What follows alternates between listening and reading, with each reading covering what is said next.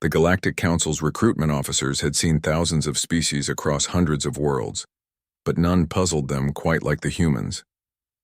When Earth joined the Coalition during the Crethean War, the Council implemented their standard conscription protocols, expecting the newcomers to slot neatly into established military hierarchies. Commander Marcus Webb stood in the processing line on Luna Station, watching alien bureaucrats analyze each human recruit with cold efficiency. The Valorians measured bone density and muscle composition. The Synthex calculated reaction times and neural processing speeds. The crystalline ethereals probed for psionic potential that humans simply didn't possess. When Marcus's turn came, the results were damning. At 42 years old, he was considered ancient by warrior standards. His reflexes tested in the bottom quartile compared to other species. His strength barely registered against Crethean warriors who could crush steel with their bare hands. The psychological evaluation was perhaps worst of all. It flagged him as overthinking, risk-averse, and lacking aggressive instinct. The lead assessor, a towering Valorian named Cross, stamped Marcus's file with a purple seal. Category 5 Non-Combat Support. You'll be assigned to waste reclamation on Outpost Gamma. Marcus had been a commercial shipping captain for 15 years, navigating the treacherous asteroid fields of the Sol system. He'd commanded crews, managed complex logistics, and survived situations that would have killed lesser pilots. None of it mattered to the Council's algorithms. Outpost Gamma was a dying station on the war's forgotten front, tasked with recycling damaged ships. Marcus spent 6 months there, watching the conflict from afar through tactical reports. He studied every battle, every defeat, every marginal victory. The Coalition's strategy was brutal in its simplicity. Overwhelm the enemy with superior numbers and firepower. The Cretheans, masters of void warfare for millennia, adapted to every tactic. Coalition casualties mounted daily. The pattern became clear to Marcus during his analysis of the Battle of Serpentis Nebula. The Coalition had lost 47 warships trying to break through Crethean defensive lines. Each assault followed the same doctrine: frontal attack, massive firepower, acceptable losses. The Cretheans simply hardened their defenses after each wave, learning and adapting. Marcus began writing detailed tactical analyses in his spare time, submitting them through official channels. They were ignored. Category 5 personnel weren't consulted on military strategy. Everything changed at the Battle of Proxima Threshold. The Crethean Armada ambushed Coalition Fleet Delta, decimating 3/4 of their ships in the opening salvo. The surviving vessels, including the flagship Indomitable, retreated to Outpost Gamma for emergency repairs. Admiral Thexvar, the Valorian fleet commander, had been killed in the initial attack. The chain of command was shattered. Marcus was coordinating repair operations when Captain Yuki Tanaka, the Indomitable's acting commander, found him in the salvage bay. She was bleeding from a head wound, her uniform scorched. "Webb, you're the shipping captain who writes those tactical papers," she said. "I need someone who thinks differently. The Cretheans will be here in 18 hours.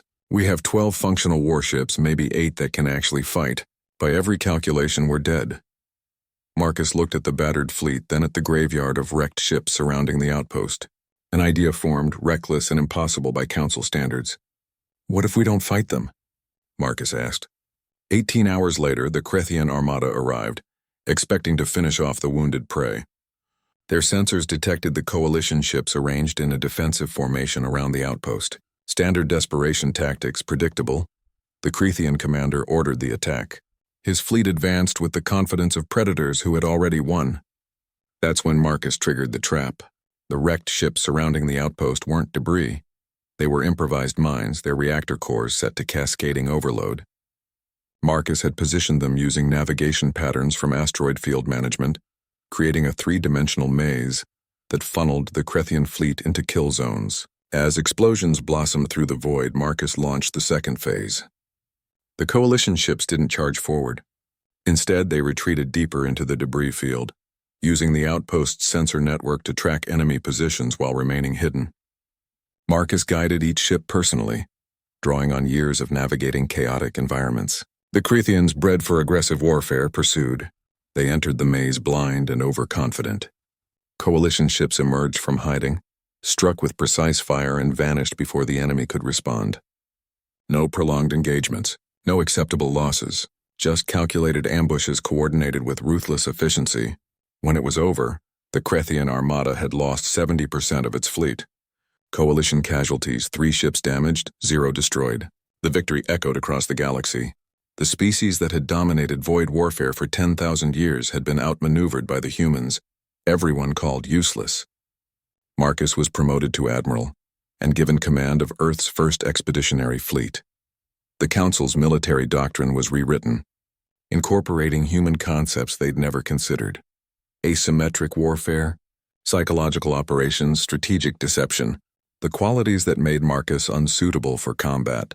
His caution, his analytical mind, his tendency to avoid direct confrontation, became the Coalition's greatest weapons. The Krethians learned to fear human commanders not for their strength or speed, but for their unpredictability. Humans didn't fight like warriors. They fought like survivors who'd clawed their way up from a hostile world, who'd learned that victory didn't require being the strongest, only the smartest. Admiral Marcus Webb stood on the bridge of the UESS Defiance 3 years later, watching his fleet maneuver through the Krethian home system. 50 warships under his command, each one operated by officers who'd been rejected from frontline service. The misfits, the overthinkers, the ones deemed too weak for real combat. They'd won every engagement for the past 2 years. The Krethians requested peace negotiations the following week. When the war ended, Marcus returned to Luna Station, walking the same corridors where he'd once been labeled Category 5. The Valorian Recruitment Center had been converted into a museum. His old assessment file was on display, the purple stamp still visible, non-combat support. Beneath it, someone had added a human phrase that was spreading through the galaxy: never underestimate the species that learn to thrive by being underestimated. Marcus smiled and continued walking. Somewhere out there, another war would eventually begin, and when it did, humanity would be ready.